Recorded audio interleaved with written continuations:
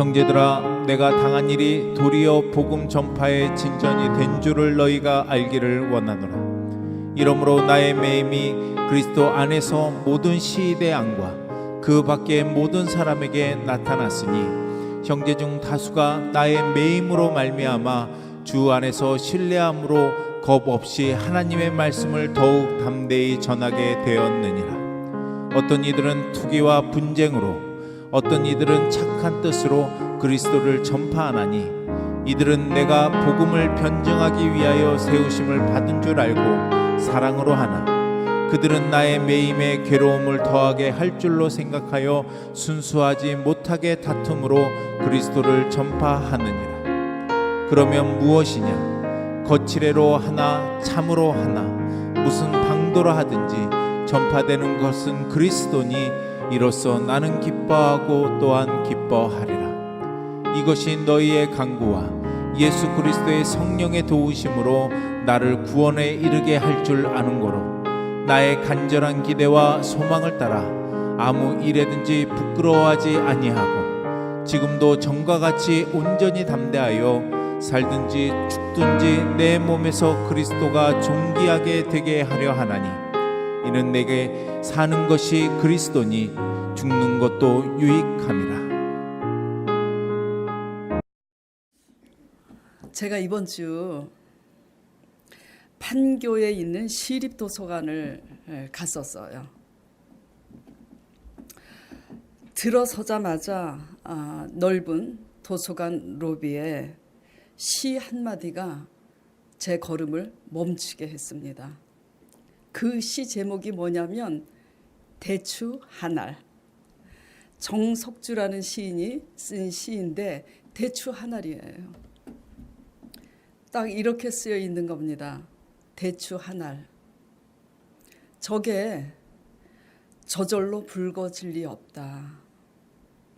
저 안에 태풍이 몇 개, 천둥이 몇 개, 벼락이 몇 개, 이렇게 쓰여져 있는 겁니다. 저는 그 앞에 멈춰 서서 속으로 이렇게 고백했어요. 맞아.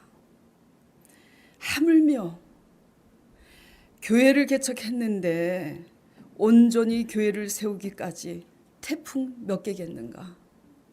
천둥 몇 개겠는가? 또한 벼락도 몇 번 치겠지. 또한 대추 한 알보다 귀한 성도들의 삶은 또한 어떠하겠는가?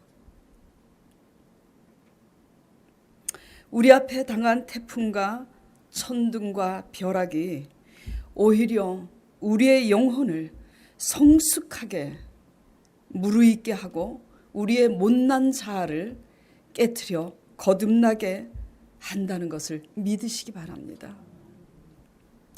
다만 태풍이 우리의 유익이 된다는 것을 알기까지는 우리가 당한 태풍을 어떤 시각으로 바라보느냐가 관건이 되겠죠. 자, 오늘 본문 말씀은 이런 말씀입니다. 사도 바울이 복음을 전하다가 어떻게 됐어요? 감옥에 갇히게 됩니다. 그러니 사람들은 생각을 해요.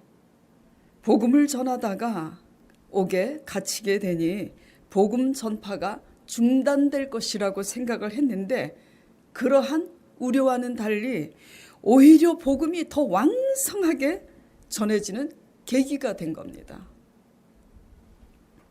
결국 이 일로 로마 황궁 시위대 안에 수많은 군인들이 복음을 영접하게 되고 결과적으로 유럽 전역에 제가 발음이 익숙지가 않은데 잘 안 되는데 유럽 전역에 복음이 전파되게 하는 기폭제 역할을 하게 됩니다. 무슨 일이? 사도 바울이 옥에 갇힌 그 당한 일이 도리어 이런 기폭제 역할을 하게 된 거예요. 자, 본문 말씀 보겠습니다. 12절에서부터 14절. 자, 제가 읽을 테니까 여러분도 마음속으로 잘 주목해서 보시기 바랍니다. 형제들아, 내가 당한 일이 도리어 복음 전파에 진전이 된 줄을 너희가 알기를 원한다고. 이러므로 나의 매임이, 옥중의 매임이 그리스도 안에 모든 시위대 안과 그 밖의 모든 사람에게 나타났으니, 알려졌으니 형제 중에 다수가 나의 매임으로 말미암아 주 안에서 신뢰함으로 겁없이 하나님의 말씀을 더욱 담대히 전하게 되었느니라. 지금 그런데 이 말씀이 무슨 말씀이냐면 제가 자세하게 말씀을 드리겠어요. 바울이 12절에 보면은 내가 당한 일이 도리어 복음 전파에 진전이 된 줄을 너희가 알기를 원하노라 그랬잖아요. 어떻게 도리어 이 일이 진전이 되었냐면은 바울은 당시 노예로 있던 여종 하나를 만나게 됩니다. 이 사건이 어디에 자세히 나와 있냐면 사도행전 16장에 나와 있어요. 노예로 있던 여종을 만나게 되는데 그 여종은 점치는 귀신이 들린 사람이에요. 그래서 그 귀신이 점을 엄청 잘 쳐. 그런데 그 여종이 노예라 그랬잖아요. 그러니 그 점치는 귀신 들린 여종으로 인해서 주인이 큰 소득을 올리고 있었어요. 그런데 이 점치는 귀신 들린 여종이 사도 바울을 알아봅니다. 위대하신 하나님의 종이라고 알아보고 몇 날 며칠을 바울을 따라다니면서 구창케 하는 거예요. 그래서 하도 심히 괴로워서 사도 바울이 그 귀신을 쫓습니다. 쫓아내요. 그러니 그 여자에게서 점치는 귀신이 나갑니다. 여자는 고침을 받았지만 여자는 이제 점을 칠 수 있겠어요? 없겠어요? 없어요. 그러니 점치는 일로 큰 수익을 얻던 그 주인이 이제 어떤 마음을 갖게 되냐면 바울을 향해서 악심을 품습니다. 네. 그런데 솔직하게 얘기할 수 없잖아요. 왜? 여종이, 귀신 들린 여종이 정상적으로 고침을 받았으면 축하해주고 기뻐해줘야 될 일인데 자기의 유익이 끊어진 일로 악심을 이렇게 품게 됐다고 자기 속내를, 자기가 이렇게 나쁜 사람인 것을 밝힐 수는 없으니까 바울을 어거지로 누명을 씌워서 옥에 가둡니다. 자, 그런데 13절에 보면은 이렇게 억울하게 누명을 써서 옥에 들어오게 된 일을 희한하게도 모든 시위대 안과 그 외부의 사람들도 다 알게 되었다는 얘기입니다. 예? 이러므로 나의 매임이 그리스도 안에서 모든 시위대 안과 그 밖의 모든 사람에게 나타났으니. 그러니까 희한하게도 그것 때문에 사도 바울에게 더 큰 관심이 생긴 거예요. 죄 없이 착하게 복음 전하다가 억울하게 누명 씌워서 들어왔는데 억울하다고 변호사를 선임해서 뭐 이렇게 하겠다는 이런 짓은 하지 아니하고 오히려 옥중에서도 뭘 합니까? 복음을 전해요. 그러니 많은 사람들이 사도 바울이 전하는 복음에 귀를 기울이게 되는 거예요. 그 당시 로마는 1000명을 단위로 해서 9개의 보병대로 구성된 수비대가 궁중에 주둔하고 있었는데 이 군사들은 군사 일만 하는 것이 아니라 죄수들을 감시하는 임무를 융번제로 돌아가면서 하고 있었어요. 그런데 그 감시하는 방법이 상당히 특이해서 독특해가지고 죄수와 간수를 같은 사슬에 묶어두었습니다. 그러니까 죄수가 도망을 갈래야 도망갈 수가 없어요. 그렇기 때문에 바울은 2년간 옥중 생활을 하는 동안 그 군사들과 같이 사슬에 묶여서 복음을 전할 수밖에 없고 그 군사들은 복음을 들을 수밖에 없는 거예요. 그러다 보니 수많은 로마 군사들이 하나님의 복음을 전해 듣게 된 거예요. 14절. 이 소식을 듣고 이러한 상황, 복음이 오히려 큰 진전을 이루게 된, 흥왕이 된 이 사실을 알게 된 이제 이 다수의 사람들, 그 당시 그리스도인들이 로마의 핍박 가운데 있었어요. 그러니까 얼마나 숨어서 힘든 고통의 세월을 보냈는데, 이 일로 인해서 수많은 핍박당하는 그리스도인들이 오히려 힘을, 용기를 얻어서 담대히 복음을 전하는 계기가 되었습니다. 형제 중에 다수가 나의 매음으로 말미암아 주 안에서 신뢰함으로 겁없이 하나님의 말씀을 어떻게 했다고요? 더욱 담대히 전하게 되었느니라. 자, 이렇게 되면 제가 여쭤볼게요.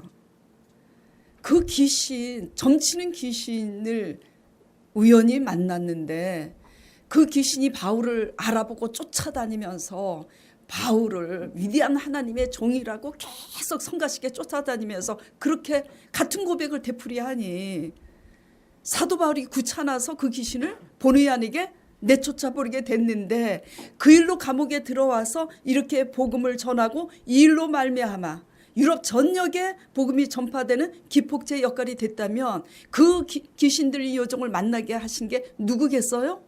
하나님입니다.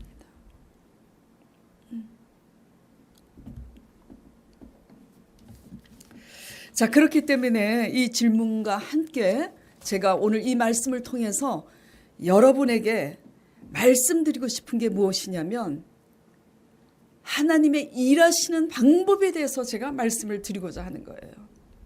그리고 하나님의 일하시는 방법과 함께 하나님은 어떤 분인지를 여러분에게 상기시켜 드리고 싶어서 제가 말씀을 드립니다. 하나님은 어떤 분이냐면, 하나님은요, 잘 들으세요. 하나님은 우리의 일반적인 기준이나 우리의 예상하고 기대하는 것과는 전혀 반대가 되는 방법으로 일을 하시는 분이세요.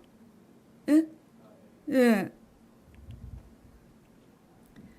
그렇기 때문에 하나님이 어떤 분이냐고 물으신다면, 저는 제자 양육 당시에 하나님이 어떤 분이세요? 물으면 늘 그렇게 고백했어요. 강 목사님이 증인입니다. 보통 그러잖아요. 하나님은 사랑의 하나님, 은혜의 하나님. 맞습니다. 그런데 저는 하나님을 늘 이렇게 고백했어요. 하나님이 어떤 분이시냐고 물으신다면 하나님은 오히려의 하나님이라고 대답하겠습니다. 그렇게 제가 고백을 했어요. 예. 왜냐하면 하나님은 우리의 일반적인 기준이나 우리의 예상과는 달리 전혀 상상할 수 없는 다른 방법으로 일을 하시기 때문이에요. 아멘? 예. 그러면 왜 이렇게 골치 아프게 이런 방법으로 일을 하시느냐? 예. 질문을 한번 해봅시다. 왜겠어요? 하나님은 우리의 한계를 넘는 전능자 하나님이시기 때문이에요. 자, 생각해 보세요. 우리가 할 수 있는 방법으로 우리를 구원하면 구원의 하나님 되십니까? 그게? 아니에요. 그렇기 때문에 우리가 할 수 없는 일을 하나님은 하시는 겁니다. 그리고 이것을 믿는 게 믿음인 거예요. 아멘? 예. 제가 하나님을 믿은 후로 모든 사건을 뒤돌아보면 하나님은 정말 전혀 제가 예상치 못한 방법으로 늘 일을 하셨어요. 모든 문제에 대해서. 경제적인 문제뿐만 아니라 사람의 관계에 있어서도 그렇고 모든 것이 다 그랬습니다. 그 중에 하나, 식물 인간으로 쓰러져서 중환자실에 6개월 넘게 계셨던 저희 친정 엄마를 의사가 어느 날 이렇게 선포를 하는 겁니다. 가망이 없다고. 그러니까 포기하시라고. 의사조차 가망이 없다고 포기하라고 했을 때 하나님께서는 저희 친정 어머니를 일으키셨습니다. 아멘. 어머니는 그 일로 인해서 오히려 병석에서 일어나 예수 그리스도를 영접하게 되셨고 날마다 일주일 동안을 울면서 그동안 살아오면서 지은 죄를 하나님 앞에 회개하게 되었어요. 구원받은 거죠. 자, 제가 뭘 했을까요? 건축 헌금을 한 몇 억 갖다 바쳤을까요? 제가 특별히 한 거는 아무것도 없었어요. 제가 할 수 있는 일은 아무것도 없었고 다만 이것 두 가지 했습니다. 가르쳐 드릴까요? 맨 입으로 안 되는데. 맛있는 거? 지금 다 들으셨어요? 자, 제가 한 것은 딱 두 가지예요. 뭘 했냐면 하나님의 약속하신 말씀에 대해서 하나님께서 따져 물었습니다. 그리고 약속하신 말씀을 붙들고 기도한 것 이 두 가지밖에는 없었어요. 어떤 거요? 약속하신 말씀에 대해서 하나님이 왜 지키시지 아니하셨는지를 여쭙고 약속하신 말씀대로 일을 하시라고 기도했다는 이 사실밖에는 아무것도 없었습니다. 저는 어머니의 병을 식물인간이 된 우리 엄마의 병을 치료해달라고 기도하지 않았어요. 왜냐하면 중환자실에 6개월 이상 계시면 현실적으로 저는 외동딸인데 뭐가 많이 들어가요? 병원비, 이 돈이 쩐이 엄청 많이 들어가요. 그래서 제 편리를 위해서 우리 엄마 병 낫게 하시든지 차라리 빨리 데려가시든지 이렇게 기도할 수 있었을 텐데 그렇게 기도하지 않았습니다. 제가 훌륭해서일까요? 아니에요? 훌륭해서입니다.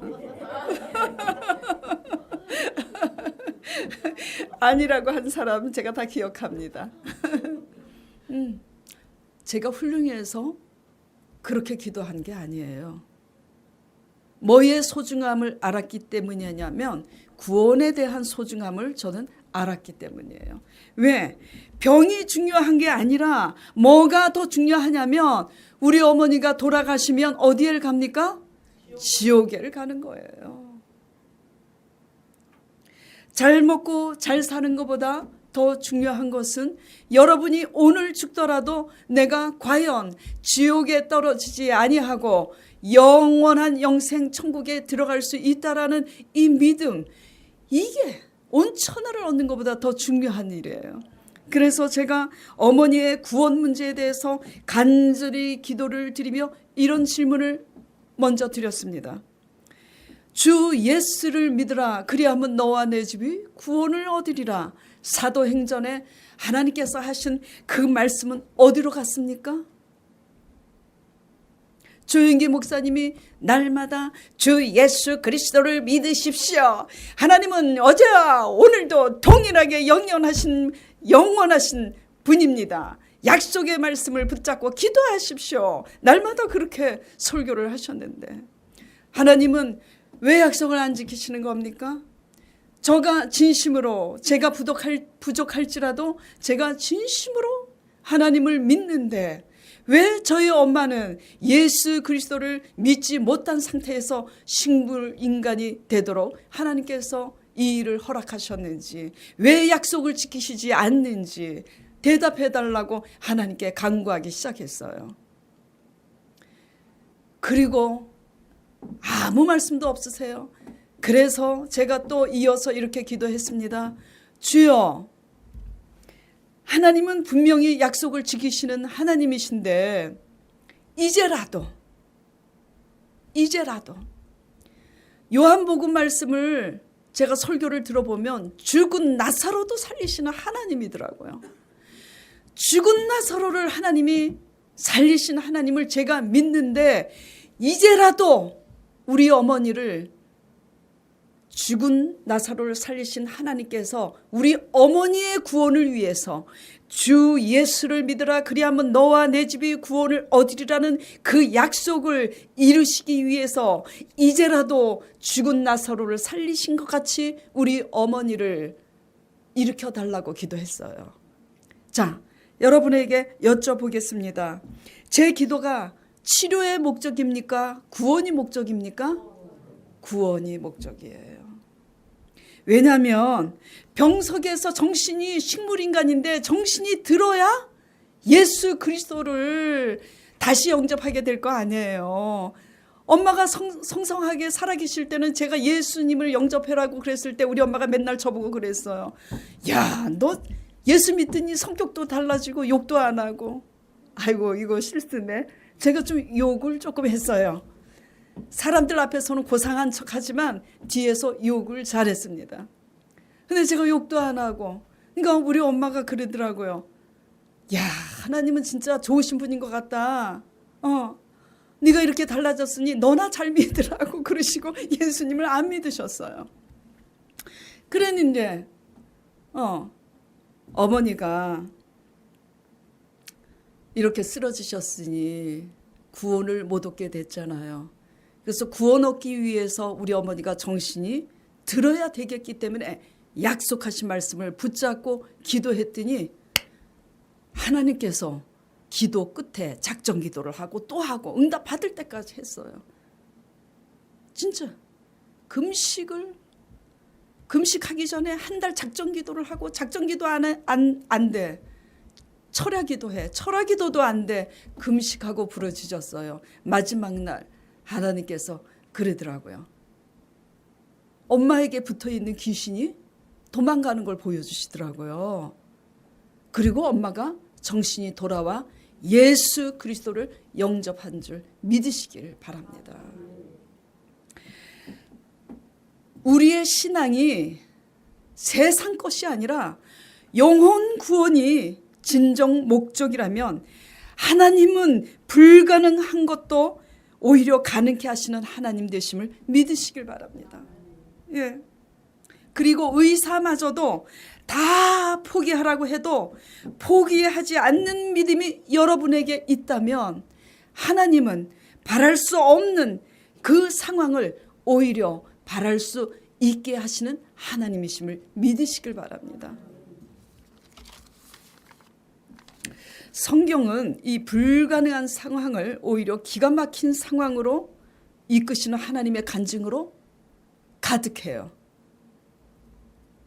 지금 제 설교를 듣고 계시는 모매님 중에서도 모매님 손녀딸이 병석에 식물인간이 되어서 누워 있습니다.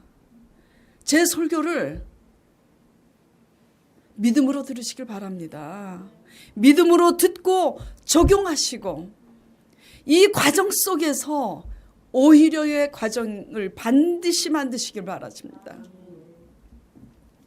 자, 요셉 알죠? 저희 드럼 치는 청년 이름이 요셉인데 요셉이 정신이 번쩍 들겠는데 야곱의 막내 아들 이름이 요셉입니다. 이 요셉이 아버지가 이 요셉을 심히 이뻐해. 그래서 최고급 비단 옷은 이 막내 아들 요셉만 입히는 거야. 에? 그러니 우리 또 박 집사님이 날마다 애들이 여럿이면 절대 차별하지 말라고 당부를 하는 거잖아요. 진짜. 예.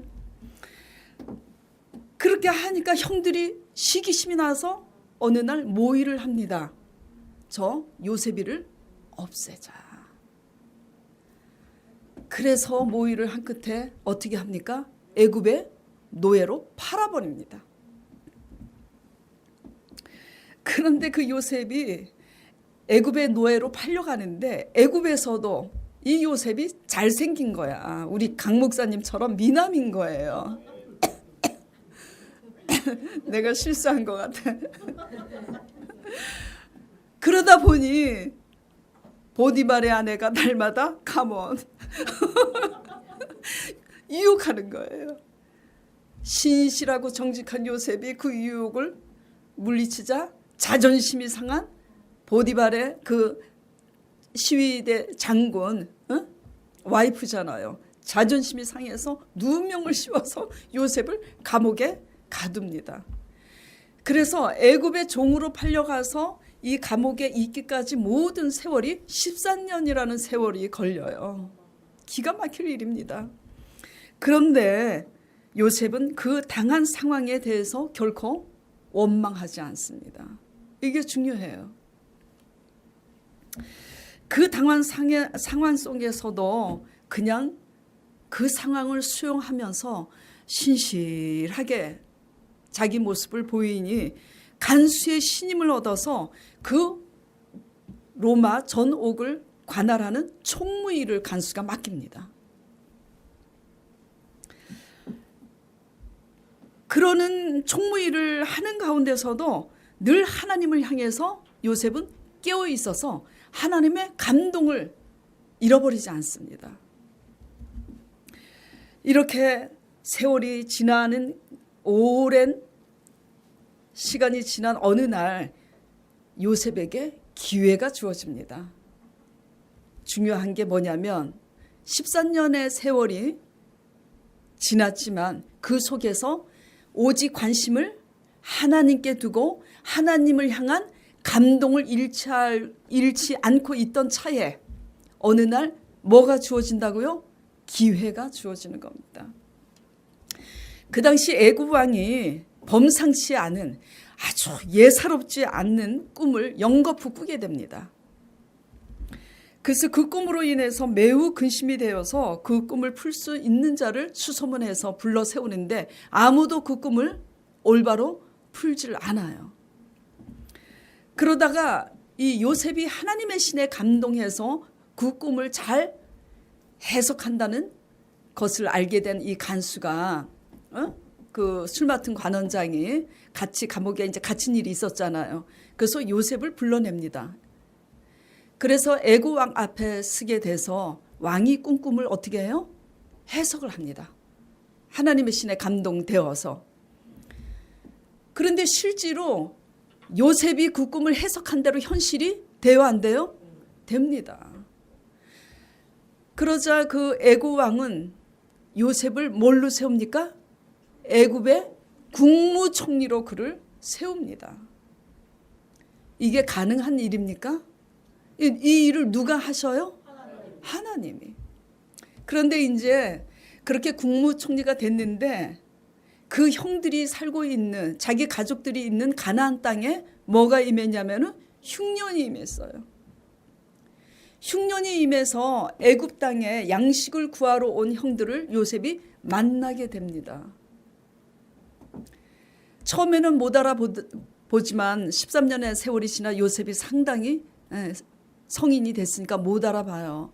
그러나 나중에 알아보고 형들이 두려워하죠. 그러나 요셉이 창세기 45장 5절 8절에 보면 이런 위대한 고백을 합니다. 자, 당신들이 나를 이곳에 팔았다고 근심하지 마옵소서. 한탄하지 마옵소서. 하나님이 당신들의 생명을 구원하시려고 나를 당신들보다 먼저 이곳에 보내셨나이다. 이 땅에 2년 동안 흉년이 들었으나 아직 5년은 밭갈이도 못하고 추수도 못할지라 하나님이 큰 구원으로 당신들의 생명을 보존하고 또 당신들의 후손을 이 땅에 두시려고 나를 당신들보다 먼저 보내셨나니 그런즉 나를 이리로 보내니가 누구라고요? 당신들이 시기심으로 나를 팔아먹은 것 같지만 당신들의 시기심을 통해서 하나님이 나를 이곳에 보내신 거라고. 그래서 결국은 하나님은 나를 애굽의 온 땅의 국무총리 통치자로 삼으셨나이다. 이런 고백을 하는 겁니다. 자, 요셉의 관심이 어디에 있었기 때문에 지금 이러한 고백이 가능한 거죠? 하나님께 있었기 때문에. 예. 지금 요셉이 벼락을 맞았어요? 안 맞았어요? 형들의 시기심 때문에 애굽의 노예로 팔려가는 벼락 맞은 일을 당했잖아요.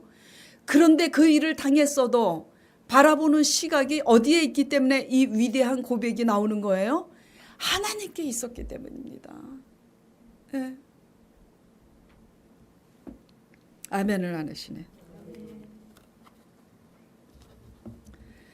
태풍을 당해도 천둥 번개를 당해도 벼락을 맞아도 우리의 관심이 오직 구원의 하나님께 두고 하나님의 말씀을 따라가다 보면 하나님은 우리의 당한 일을 오히려 기가 막힌 새 일로 바꾸시는 하나님인 것을 믿으시길 바랍니다. 사도 바울도 마찬가지예요. 자, 오늘 본문 말씀 보겠습니다. 사도 바울의 관심도 어디에 있었는지. 자, 본문 19절에 이것이 너희의 간구와 예수 그리스도의 성령의 도우심으로 나를 구원에 이르게 할 줄 아는 거로. 한마디로 뭐냐면 이것이 나를 구원에 이르게 할 줄 아는 거로. 무엇이? 예수 그리스도의 복음이 나를 어디에 이르게 한다고요? 구원에 이르게 하는 줄을 아는 거로. 15절에서 18절 이렇게 반응을 하는 겁니다. 어떤 이들은 투기와 분쟁으로, 어떤 이들은 착한 뜻으로 그리스도를 전파하니. 16절 이들은 내가 복음을 변증하기 위하여 세우심을 받은 줄 알고 사랑으로 하나 그들은 나의 매임에 괴로움을 더하게 할 줄로 생각하여 순수하지 못하게 다툼으로 그리스도를 전파하느니라. 그러면 무엇이냐? 거칠애로 하나 참으로 하나 무슨 방도로 하든지 전파되는 것은 그리스도니 이로써 나는 기뻐하고 또한 기뻐하리라. 아유, 사도 바울이 학식이 많고 너무 똑똑하셔서 그런지 표현이 참 어렵습니다. 쉽게 이걸 풀이하면 무슨 얘기냐면 사도 바울이 그렇게 억울하게 누명 쓴 일로, 옥에 갇힌 일로 오히려 복음이 흥황되니 그 일로 용기를 얻어서 박해를 당하고 있는 그리스도인들이 오히려 담대히 복음을 전하니까, 예.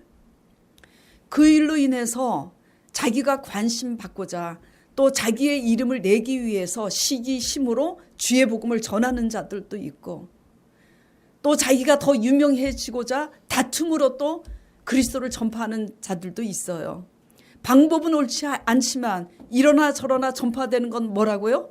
그리스도예요.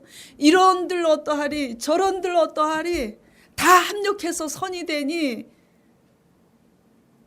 그리스도로 인해서 복음이 전파되니 구원이 그리스도로 말미암아 되니 이런들 어떠하리 저런들 어떠하리. 사도 바울은 그리스도로 인하여 기뻐하고 기뻐하는 겁니다. 어디에서 기뻐하는 겁니까?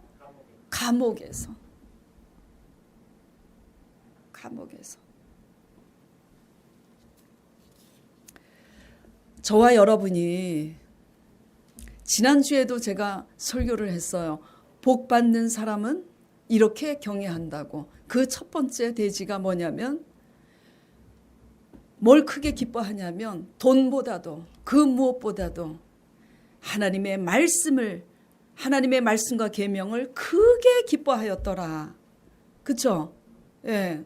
그와 같이 우리가 구원의 주 예수 그리스도를 그 무엇보다도 기뻐하고 기뻐하면서 하나님께 주목을 하면 우리의 당한 일이 도리어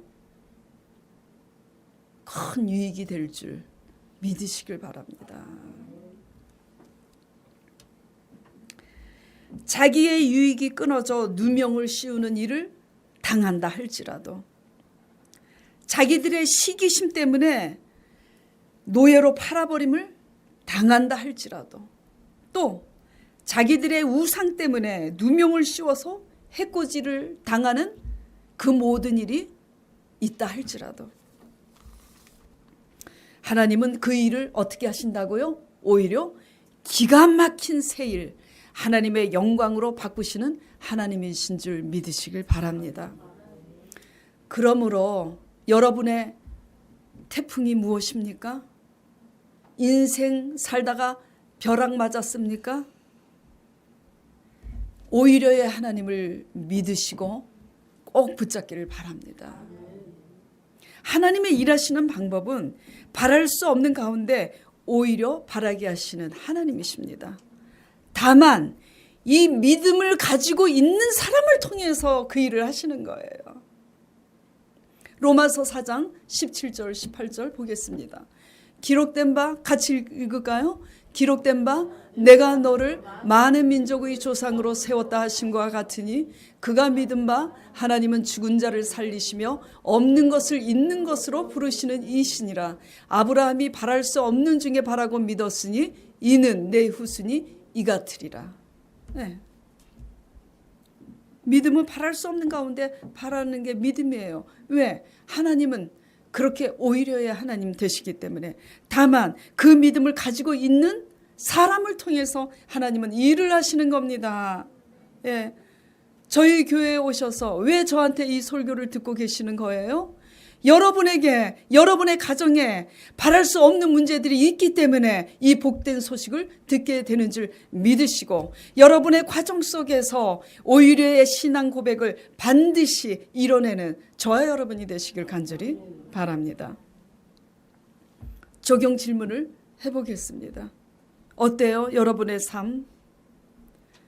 여러분의 삶의 과정에서, 바랄 수 없는 삶의 과정에서 이 오히려의 과정이 과연 있는지, 오히려의 신앙 고백이 있는지.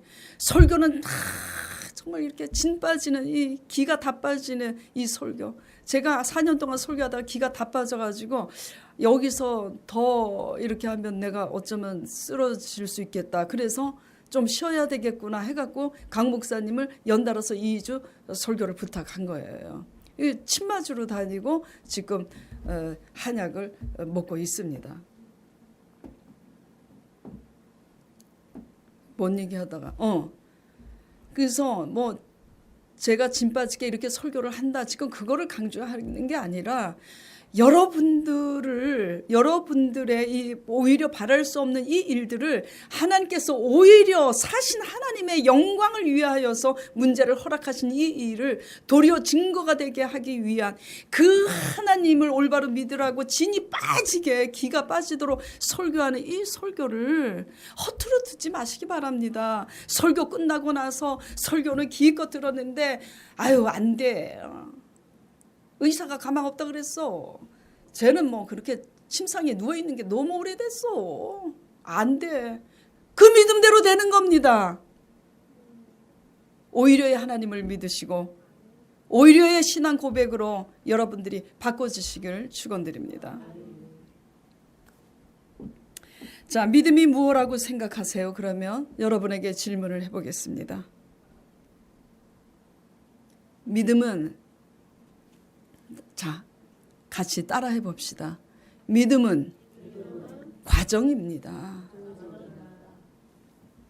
이게 무슨 말이냐면 좋은 결과만을 위해서 그냥 기다리는 것은 믿음이 아니에요. 과정 속에서 이 오히려의 신앙 고백으로 자라나야 됩니다. 과정 속에서 이 오히려의 증거들을 하나님 앞에 보일 수 있어야만 돼요. 제가 교회를 개척하기 바로 직전에 이런 일이 있었습니다. 그때 이제 전도사였었잖아요. 강 목사님도 전도사였고, 강 목사님이 지금 이제 사모를 그때 이제 만나서 2개월 만에 연애를 하다가 2개월 만에 결혼을 하게 되는 희한한 일이 있었는데, 하와이로 신혼여행을 갔어요. 그리고 저는 이제 제자 사역을 하면서 제자 양육을 받는 성도들에게 이런 질문을 밤에 했습니다. 여러분, 믿음이 뭐라고 생각하십니까? 그러니까는 다들 이제 배운 건 있으시니까 뭐 이 말 저 말 해요. 그래서 제가 뭐라고 그랬냐면, 그래요, 믿음은 바랄 수 없는 가운데 바라는 게 믿음이라면 여러분은 바랄 수 없는 가운데 바라는 그 믿음의 신앙 고백을 과정 속에서 이뤄내야 하는 겁니다. 그래서 믿음이 무엇이냐고 물으신다면 믿음은 과정이라고 답을 하겠다고 제가 그렇게 얘기했어요. 그러면서 제가 마음속으로 이렇게 이제 다짐을 했습니다. 요시, 그래, 강 목사 와이프가 나한테 제자 양육을 그래도 신혼여행 가기 전에 한참 받았으니까, 그리고 예수 믿은 지도 오래됐으니까 신혼여행 마치고 돌아오면 내가 이렇게 물어봐야지. 얘 지은아, 믿음이 뭐라고 생각하니? 이렇게 물어보려고 마음을 먹고 있는데 며칠 있다가 신혼여행에서 돌아왔는데 재미없게 저한테 강 목사님 와이프가 이런 얘기를 하는 거예요. 전도사님, 너무 신기한 일이 있었대요. 왜? 제가 신혼여행 가서 잠을 자는데 성령님이 꿈에 나타나셔가지고 제 이름을 부르면서 지은아, 믿음은 무엇이라고 생각하느냐 질문을 하시더라는 거예요. 그래서 대답을 이제 이렇게 우물쭈물 못하고 있으니까 성령님께서 믿음은 과정이란다. 과정이란다. 삶 속에서 바랄 수 없는 가운데 바라는 그런 신앙 고백을 보이는 과정이란다. 그래서 제가 너무 재미가 없기도 하고 또 놀래고 그래서 그때가 언제니 물어보니 제가 바로 제자 사역을 하면서 연합기도를 하면서 밤에 물었던 그 시간이더라고요. 세상에. 너무하시지. 왜 이렇게 하셨을까? 오늘 설교 제목이 뭡니까? 오히려의 과정이 있어야 합니다가 아니라 오히려의 과정이 반드시 있어야만 합니다. 이게 믿음인 거예요.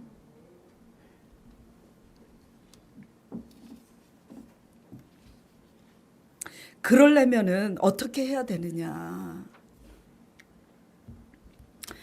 그러려면은 문제를 위해서 기도하기보다는 문제를 뛰어넘는 믿음을 사모하시길 바랍니다. 예. 그러려면은 문제 자체를 기도하기보다는 나 같은 문제를 가지고 있는 자들의 구원을 위해서 그 문제가 해결되기를 기도하시길 바랍니다. 예. 그러려면은 내 문제가 해결되는 것으로 기뻐하지 마시고 내 문제를 통해서 살아계신 하나님의 이름이 내 주변에 나타나짐을 인하여 기뻐하시고 사모하시는 여러분이 되시기를 바랍니다. 그리하면 하나님께서 어떻게 하시냐면 어떠한 태풍을 맞고 벼락 맞은 상황 가운데서도 오히려 그 문제를 이런 사모하는 마음의 자세와 자질을 가지고 우리가 하나님께 기도한다면 오히려 그 문제를 뛰어넘을 수 있는 은혜를 베풀어 주시는 겁니다. 그 은혜가 임할 때 비로소 우리는 사도 바울처럼 요셉처럼 우리도 고백을 할 수 있게 되는 거예요. 우리의 당한 일이 도리어 유익이 되었노라고. 아멘. 예.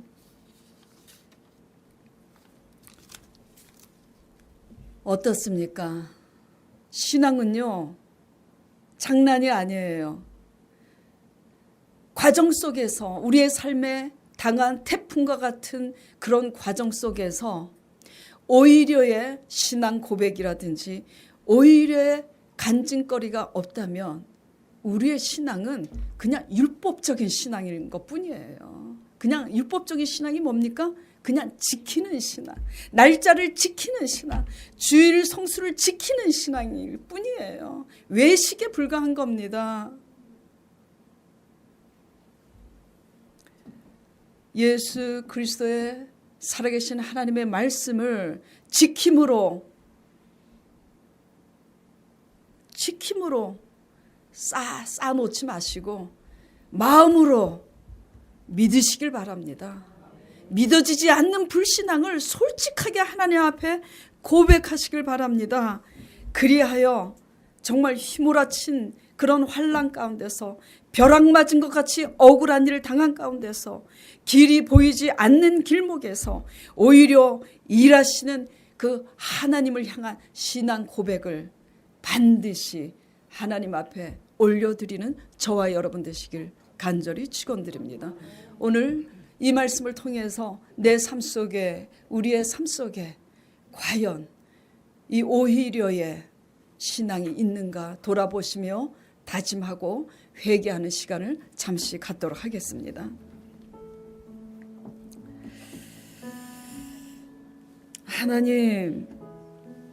하나님은 인생이 아니시기 때문에 전능자 구원의 하나님이시기 때문에 약속하신 말씀을 도저히 인간의 힘으로는 바랄 수 없는 그 상황에서 하나님은 그 약속하신 대로 그 일을 이루십니다.